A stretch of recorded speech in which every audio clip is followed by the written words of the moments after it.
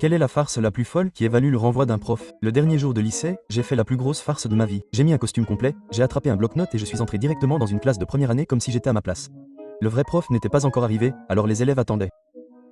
Je me suis dirigé vers l'avant et leur ai dit que j'étais leur remplaçant pour la journée, mais personne n'a remis ça en question. J'ai donc pris les présences et j'ai commencé à donner une leçon inventée sur les communautés de boulangers du XVIIe siècle. Ils ont tout cru. Un élève a même demandé s'il y aurait un quiz. Mais juste avant la fin du cours, le vrai prof est entré. Il s'est figé et la classe s'est figée. Alors, j'ai souri et lui ai rappelé qu'il était en retard. Il a cligné des yeux plusieurs fois, puis il s'est mis à rire et toute la salle s'est jointe à lui. La sécurité a quand même été appelée, mais une fois qu'ils ont réalisé qu'il s'agissait juste d'un élève de terminale qui faisait une farce inoffensive et que c'était mon dernier jour, même eux ont ri et ont laissé tomber. Je croyais que ce serait l'histoire la plus folle me concernant cette année-là, mais non. Ce même jour, un élève de 10 ans, Ellie, était assis dans sa classe avec du sang sur sa chemise. Il saignait depuis le matin, mais les adultes présents dans la salle ne l'ont pas pris au sérieux. Accusé de dramatisation par le professeur, l'infirmière scolaire attribuait cela à l'anxiété, affirmant que les enfants simulaient souvent des saignements de nez pour éviter les tests. Personne n'a donc appelé à la maison, n'a pris sa tension artérielle ou même ne l'a examiné plus d'une fois. Donc, toute la journée, Ellie est resté assis à son bureau, pressant des mouchoirs sur son visage pendant que ses camarades de classe faisaient comme si de rien n'était. Le professeur lui a dit qu'il devait se rasseoir et l'infirmière a déclaré qu'il n'y avait aucun problème. Lorsque sa mère est venue le chercher après l'école, elle a trouvé du sang séché sur ses mains et sa chemise et il pouvait à peine marcher. Elle l'a donc porté jusqu'à la voiture et l'a conduit aux urgences. Mais Ellie s'est évanouie 2 fois sur la banquette arrière et lorsque le médecin l'a examiné,